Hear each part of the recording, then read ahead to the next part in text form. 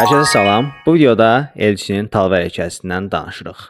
Elçinin Talvar hekayəsi bir qədər gözlənilməz sonluqla bitən əsərdir. Əvvəlcə əsərin baş qəhrəmanı olan Əlabbas kişini tanıyaq. Yəni Əlabbas kişi ilə bağlı əsas fikirlər nələrdir, onlara baxaq. Əlabbas kişi dülgərdir və zəhmətkeş bir dülgər olub. 2 oğlu və 2 qızı var Əlabbas kişinin.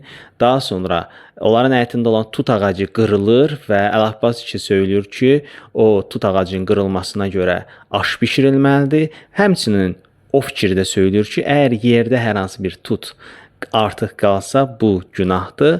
Bu fikirlərdə Əlabbas kişi söylüyor. Hekayədə bizə qalmayan, İskəndərə qalmayan dünya bizə mi qalar fikrini söylüyor və biz gəldi gedərik, sən yaşa dünya. Bu fikirlərdə Əlabbas kişi söylüyor. Atası neftçidir, özü isə dülgərdir, yəni atasının yolunu davam etməyib. Daha sonra deməli alətlərini satmaq istəyir, dülgəri alətlərini satmaq istəyir. Lakin onun məqsədi o deyildi ki, o onu satsın, pul qazansın. Onun əsas məqsədi o idi ki, o dülgər alətləri layiqli bir ustaya çatsın və oğlanlar haqqında da məlumat verək. Ağa Muxtar və Feyzullah idi onun oğlanları, müharibədə iştirak ediblər və sağ-salamat geri qayıdıblar. Bunlar Əlabbas kişi ilə bağlı əsas yığcam məlumatlardır. İndi isə əsərə başlayaq.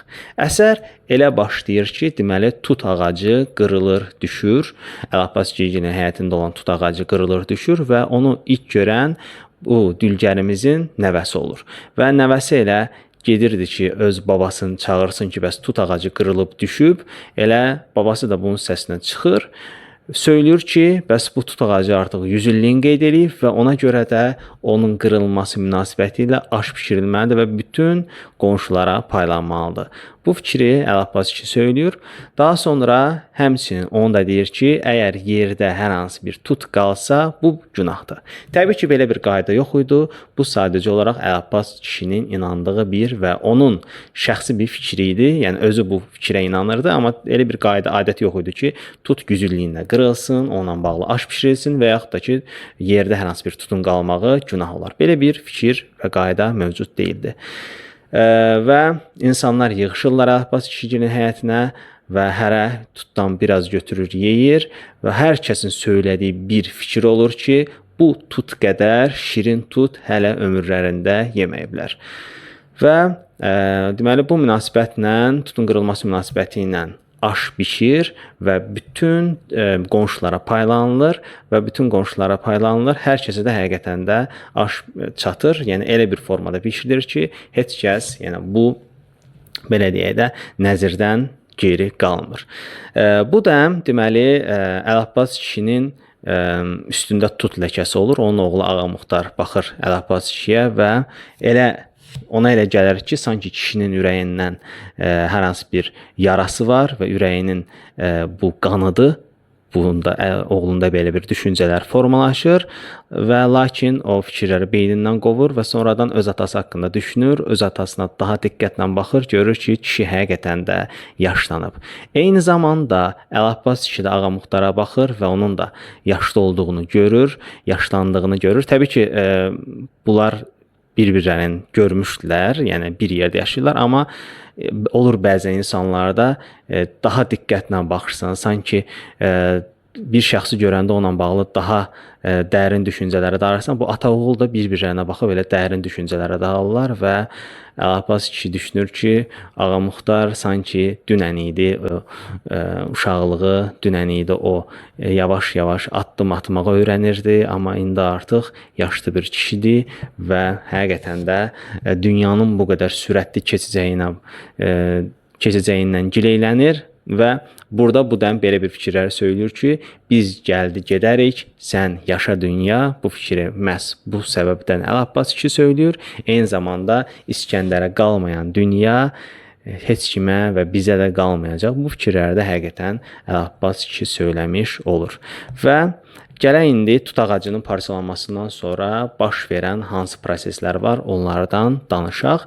Deməli, bayaq qeyd elədim ki, tut ağacı qırılandan sonra baş verən proses o idi ki, qonşular gəlir, hərə tutdan biraz götürür və aş dəmlənir. Aş həqiqətən də həyətdə hər kəsə çatır və Əlabbas kişinin istəkləri, yəni reallaşmış olur, yerinə yetirirlər onun istəklərin və bundan sonra bir hadisəni də danışmaq lazımdır ki, tutun parçalanmamışdan bir 2-3 gün əvvəl Əlabbas kişi həyətlərində deməli bir skamya düzəltmək istəyirdi. Dülgərdir, taxta ilə yaxşı işləyir, taxta ilə yaxşı bacarır.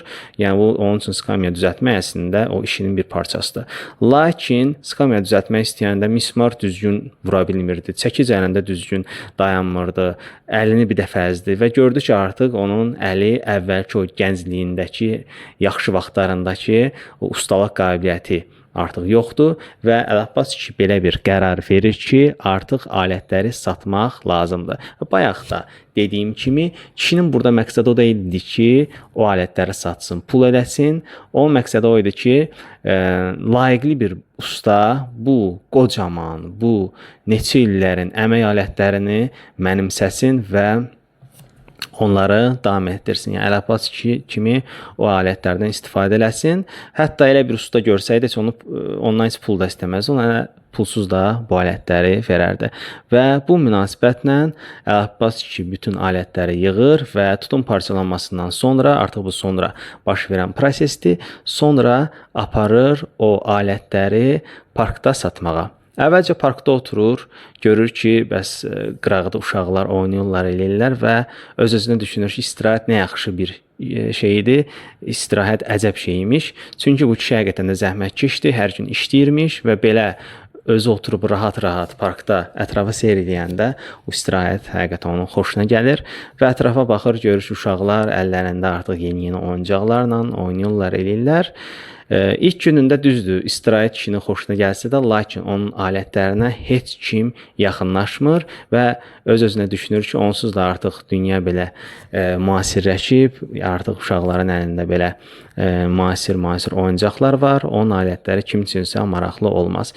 İkinci gündə gedir parka, yeri gəlmişkən onu deyim ki, usta alətlərini satmaq istəyəndə onun o övladları ona qarşı çıxır, deyir ki, bu vaxt bu qoca yaşında bizi biabır eləmək istəyirsən, alət satmaq nədir? Alətdir də qalsın qıraqda, ya özün istifadə edərsən, ya da istifadə eləmirsənsə, heç olmasa bir sənin keçmişindən, sənin o zəhmətkeş tarixindən bir yadigar kimi qalar. Lakin Əlabbas kişi onlara qulaq asmır və kişinin məqsədi həqiqətən də o alətləri kiməsə sanki vermək kimidir. Yəni orada inanmıram ki, satsaydı belə yüksək məbləğdə pul deyərdi və yaxud da ümumiyyətlə heç pul onun üçün maraqlı olmayacaqdı. İkinci gündə gedir Əlabbas kişi artıq parkda. Orada da yenidən ona heç kim rastlaşmır alıcılardan və ikinci gün olan bitəndən sonra növbəti gün, üçüncü gün deməli parka gedib oturanda bir usta gəlir ona yaxınlaşır və salamsız, kəlamsız zubulun deməli qiymətini soruşur. Deyir, neçədir bu zubul? Və Əlabbas kişi deyir, neçə verərsən? Yəni burada deyir ki, və Əlabbas kişi onu göstərir ki, yəni əslində bunu həqiqətən də götürmək istəyən, həqiqətən onu istifadə etmək istəyənə bu pulsuz da verilə bilər. Lakin o usta, Əlabbas kişiyə yaxınlaşan usta ironiyanla deyir ki, daha isə deyirsən, zubulun kimə lazımdır hazırda? Deməli, bazarda elektrikli satırlar, alət satırlar və 13 manat neçəsə qəpik söylüyor və artıq ironiya ilə yanaşır ki, sənin alətlərinə bizim ehtiyacımız yoxdur, dünyanın artıq sənin alətlərinə ehtiyacı yoxdur və deməli Əlabbas kişi onun əlinə baxır, görür ki, əli həqiqətən də belə təmiz, yəni qırışmamış, sanki o zəhməti görməmiş bir əl kimidir.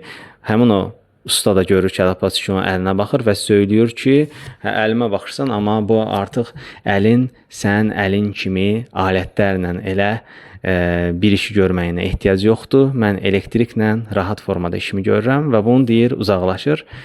Əlabbas kişi onun arxasınca deyir ki, get deyir, elektrikli nəyi alırsan al, yəni artıq mənim alətimlə nə işim var. Həqiqətən də ola bilər ki, o usta yaxşı ustadır, amma onun qəlbi yəni usta qəlbi deyildi. Bunu Əlabbas kişi öz-özlüyündə düşünür və 3-cü gün elə yaxınlaşan həmin o usta olur. Ondan başqa heç kim Əlabbas kişiyə yaxınlaşmır və Əlabbas kişi alətlərini götürür, qayıdır evinə. Və evinə qayıdır və maraqlı bir hadisə baş verir ki, artıq o öz həyətində olan skamyasını çox yaxşı formada düzəltməyə başlayır. Əli həqiqətən də alətlərinə çox yaxşı yatır. Ondan sonra qapı pəncərədə də bəzi problemlər vardı. Onları da düzəldir. Taxtadan idi pəncərə qapı və onları da düzəldir və hamı ya elə gəlir ki, artıq Əlabbas kişinin sanki yeni bir çağı başlayır. Artıq öz köhnə Əlabbas kişi versiyasına qayıdır. Hamıda belə bir düşüncə mövcud olur. Və əsərin deməli sonluğundan danışsaq əgər, dedik ki, bayaqları deməli Əlabbas kişi həqiqətən də yaxşı alətləri sayəsində işlərini yaxşı formada görməyə başlayır və deməli onların həyətində balaca xanım var idi, qonşu tum tutdurdu, tökürdü. Onların həyətində, küçəsində daha doğrusu, evlərin qarşısında skamya var idi. Balaca xanım orada otururdu və tum tutdurdu. Əlabbas kişi gəlir belə əsəb-əsəb baxır onun tum tutdamağına və balaca xanım söylüyor ki, bəs narahat olma, dayı Əlabbas dayı süpürərəm bunları və sonradan ardıca deyir ki, mənim üçün bir dənə skamya düzəltmədin də, mən də qoyardım öz qapımın qabağına, oturardım orada çıtlayardım, sənə də heç belə bir narahatlıq verməzdim. Əlabbas kişi deyir ki, neynə, düzəldərik sənin üçün də və bundan balaca xanım elə sevinir ki, elə bir dünyada ən gözəl xəbər eşidib. Deyir, həqiqi Əlabbas dayı, istəyərdim ki, çox qəşəng bir skamya düzəldəsən, hətta onun bir dənə qəşəng bir talvarı da olsun, yəni üstünü örtən bir şey də olsun. Deyir, günəş olanda belə onun skamyada rahat oturaq və həmin o talvar bizi günəş şüalarından qorusun. Əlabbas kişi deyir ki, neynək? Talvarı da eləyərik onun üstündə, amma biraz bizə taxta lazım olacaq. Bundan sonra Əlabbas kişi artıq səfərbər olur bu balaca xanımın skamyasını düzəltməyə və hər şey hazır olur. Bir dənə qalır onun üstündəki o balaca xanımın son toxunuşu olan skamyanı düzəltmək. Və həmin o saxlayır ki, onun talvarını günün sabahı günü düzəltsin və axşam radələrində isə Əlabbas kişi deməli yuxusunda keçinir. Bunu onun deməli övladları səhər tezdən anlayırlar. Gəlini görür ki, Əlabbas kişi çölə çıxmır. Adətən səhər vaxtlarda çölə çıxırdı, lakin həmin vaxtlarda görmür. Sonradan öz yoldaşına Ağa Muxtara söyləyir ki, get bəs bax gör, atan niyə çıxmır? Gedirlər, görürlər ki, Əlabbas kişi elə gecə ilə keçinib, amma deməli çox təəccüblü bir hadisə baş verib, hansı ki mən videonun başlanğıcında deyirdim ki, əsər gözlənilməz bir sonluqla, gözlənilməz və qeyri-adi, bilinməz bir sonluqla bitir. Bu sonluq ondan ibarətdir ki, bayaq dediyim skamya hazır idi, tam hazır idi, üstündəki talvar da vurulmuşdu. Baxmayaraq ki, Əlabbas kişi güya ki onu sabahı günü düzəldəcəkdi və insanlar arasında belə bir fikir dolaşır ki, sanki Əlabbas kişinin alətləri gecə ilə gəliblər və özlərinə o talvarı düzəldiblər və bu da müəmma olaraq qalır ki, necə olub kişi yatıb, səhər oyanmayıb, gecə deməli yuxuda keçinib, lakin səhər tezdəndən görürük ki, onun işi tam yekunlaşır və talvar da